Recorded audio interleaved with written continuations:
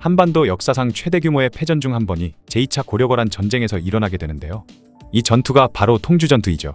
통주전투 이후 6.25 전쟁이 발발하기 전까지 거의 1000년의 시간이 흐르는 동안 이 정도의 병력이 투입된 적이 없을 만큼 한반도에서 가장 많은 대병력을 투입했던 전투이기도 합니다. 사실 이때 고려군은 병력면에서도 거란과 꿀리지 않았고 심지어 여러 번의 전투에서 승리를 하기도 하지만 결국 총사령관이 잡혀버리는 최악의 결과를 맞이하게 되죠. 오늘은 최악의 패전인 통주전투에 대한 이야기를 해볼까 합니다. 994년 1차 여효전쟁이 끝이 나고 표면적으로 고려는 송나라와의 국교를 끊은 듯 했지만 사실 비밀리에 우리는 송을 따르고 있고 요나라를 증오한다라는 내용의 국서를 보내기도 했죠. 이 사실을 요나라에서도 어느 정도 알고는 있었지만 송나라와의 전면전을 눈앞에 두고 있었기 때문에 고려와 원만한 관계를 유지했어야 했습니다. 그리고 이후 요나라는 송나라와의 전쟁에서 승리해 전연의 맹을 맺게 되었고 송나라는 매년 막대한 양의 재물을 요나라에 바치는 신세가 되어버렸죠.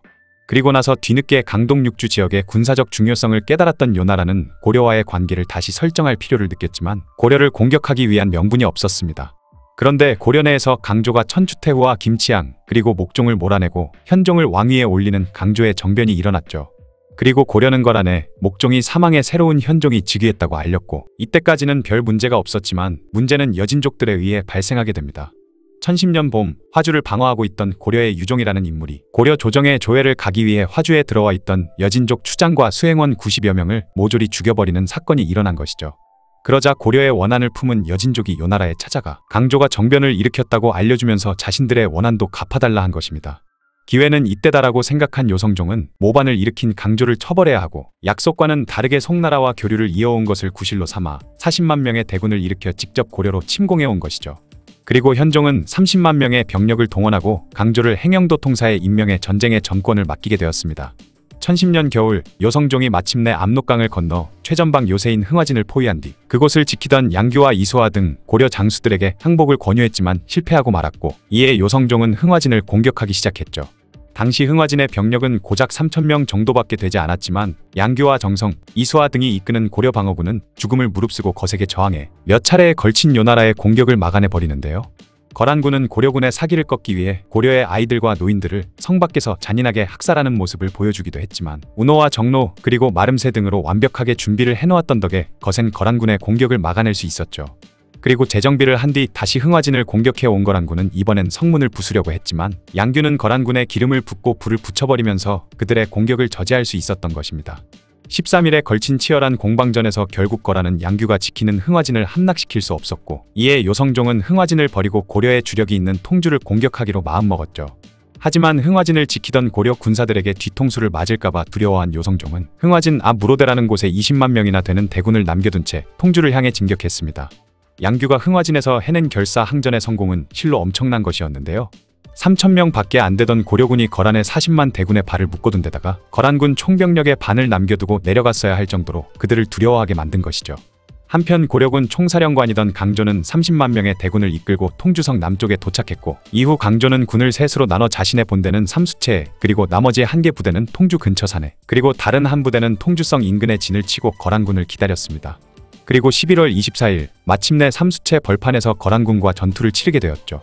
거란군의 주력인 기병의 강력한 돌격을 막기 위해 고려에서는 검차라는 것을 만들어 전투에 임했는데 이 검차 덕분에 거란군 기병은 전혀 힘을 발휘할 수 없었으며 거란은 하루에 10번이 넘는 파상공세를 퍼부었지만 결국 거란 기병들이 위력을 발휘하지 못하면서 그렇게 첫 전투는 고려의 승리로 끝나게 되었습니다.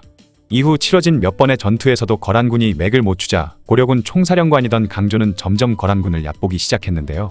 방심한 강조는 지휘는 내팽개치고 부하와 바둑을 두면서 놀았는데 이때 거란군의 장수인 야율분노와 야율정노가 강조가 이끌던 고려군 본대를 기습 공격해왔죠. 정면 승부를 해서는 굉장히 어려운 싸움이 될 거라 생각한 거란군은 고려의 진영을 빠르게 치고 빠지는 식의 기습작전을 펼쳤던 것입니다. 이때 바둑을 두고 있던 강조에게도 적이 쳐들어왔다는 보고가 들어왔지만 대수롭지 않게 여긴 강조는 별다른 반응을 하지 않았죠. 심지어 강조는 보고하러 온 병사에게 입안에 음식처럼 적군이 적으면 좋지 않으니 많이 들어오게 놔두라는 어처구니 없는 말을 하기도 했습니다. 강조는 거란군을 진영 깊숙이 끌어들인 뒤에 완전히 전멸시킬 생각이었지만 이때 고려의 본대를 공격한 거란군은 최고 정예군이던 우피실군이었고 고려군 본대는 다른 고려군 부대가 미처 도와줄 틈도 없이 눈 깜짝할 사이에 강조가 있던 곳까지 돌파당해버린 것이었죠. 그리고 30만 고려군을 이끄는 총사령관 강조가 그만 거란군에 붙잡혀버리는 참사가 일어나 버렸습니다. 뿐만 아니라 동시에 수많은 장수들이 포로가 되거나 목숨을 잃는 사태가 벌어지고 말았죠. 거기다가 지휘관을 잃은 고려의 병사들은 엄청난 혼란에 빠지고 말았으며 병사들은 무기며 갑옷이며 다 집어던지고 다들 사방으로 뿔뿔이 흩어져 도망치기 바빴습니다. 이에 거란군은 집요하게 도망친 고려군을 추격해 3만여 명이나 되는 병사가 전사해버렸고 이때 거란군에 빼앗긴 병장기와 군량이 어마어마했다고 하죠. 강조가 거란군에게 붙잡히기 직전 죽은 목종의 홀령이 강조 앞에 나타나 내 놈은 천벌을 받는 것을 결코 피하지 못할 것이다 라며 호통을 쳤고 강조는 즉시 투구를 벗고 무릎 꿇은 채 죽을 죄를 지었다며 빌었다고 합니다. 그리고 곧바로 들이닥친 거란군에 붙잡혔고 강조는 담요에 말려 요성종 앞으로 끌려가게 되었죠. 이후 요성종은 강조에게 항복을 권했지만 그는 항복하기를 거부했고 그렇게 세상을 떠나고 말았습니다. 어쩌면 더 적은 피해로 거란군을 막아낼 수도 있었을 전쟁을 강조의 어이없는 방심으로 인해 막대한 피해를 입고 만 것이죠. 이 통주전투로 인해 수많은 고려의 지휘관들이 삭제되다시피 해버렸으며 수많은 고려 병사들이 곽주 방면으로 도망치다가 최소 3만 명 전사라는 뼈아픈 타격을 입게 되었습니다.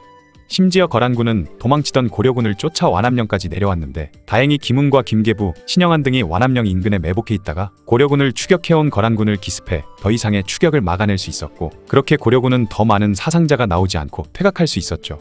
고려군 본대를 쳐부숴버린 거란군은 기세등등하게 통주성을 공격했지만 고려군의 방어를 뚫지 못하고 결국 다시 개경을 향해 남하하게 됩니다. 통주전투의 대패로 인해 이후 곽주성이 함락되어 버렸고 결국 현종은 수도 개경을 포기하고 나주까지 몽진을 떠나는 수모를 겪기도 했죠. 결과적으로는 양규가 거란군의 후방을 위협하기도 하고 곽주를 탈환하기도 하는 등 맹활약한 덕분에 요성종은 개경을 잠깐 점령하기도 했지만 아무것도 이루지 못한 채 결국 요나라로 퇴각을 하게 됩니다. 그리고 이 통주전투는 고려 역사상 가장 큰 패전이자 한반도 역사상 최악의 패전으로 역사에 기록되게 되었죠.